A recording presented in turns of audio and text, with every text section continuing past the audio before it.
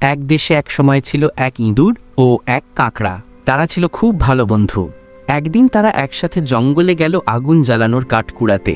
হাঁটতে হাঁটতে আর পরস্পরের সঙ্গ উপভোগ করতে করতে হঠাৎ তারা একটি পেঁপে গাছ দেখতে পেল। গাছে একটি বড় পাকা পেঁপে ঝুলেছিল, যা দেখতে এতই সুন্দর ছিল যে তা না নিয়ে যাওয়া যেন অসম্ভব। তারা থেমে ভাবতে লাগলো, এই পেঁপেটা কে পারবে? তখন কাঁকড়া বলল, আমাকেই আগে উঠতে দাও, আমি চেষ্টা করে দেখি আগে। তাই কাঁকড়া গাছে উঠতে লাগলো, কিন্তু মাঝপথে তার একটি পা ভেঙে গেল। তখন সে আর গাছে উঠতে পারল না এবং নিচে নেমে এলো। এরপর ইঁদুর গাছে উঠল, পুরোটা ওপরে গিয়ে পেঁপেটা তুলে খেতে শুরু করলো।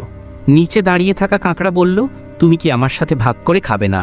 কিন্তু ইঁদুর কোনো উত্তর দিল না, সে একাই খেতে লাগলো। এই দেখে কাঁকড়া চুপচাপ চলে গেল। হাঁটতে হাঁটতে সে এক নদীর ধারে গিয়ে পৌঁছালো।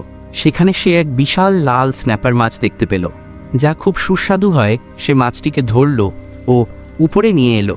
ঠিক তখন ইঁদুর সেখানে এসে উপস্থিত হলো। সে কাঁকড়ার হাতে মাছ দেখে বলল, ইস, দেখতে তো বেশ মজার লাগছে, নিশ্চয় খেতেও খুব ভালো লাগবে।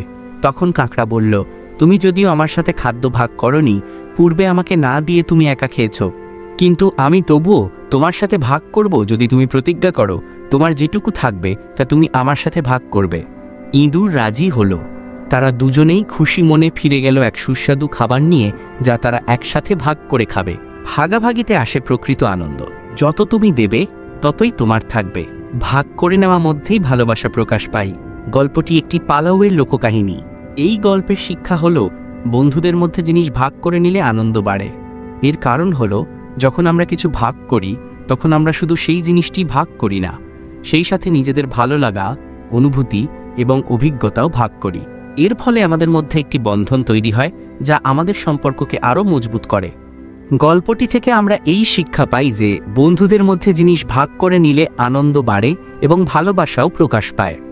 একজন ভালো বন্ধু হওয়া মানে হলো সবসময় অন্যের প্রতি সহানুভূতিশীল হওয়া এবং তাদের প্রয়োজনে পাশে থাকা। ভালো বন্ধুরা সবসময় নিজেদের মধ্যে যোগাযোগ রাখে এবং একে অপরের প্রতি সম্মান বজায় রাখে।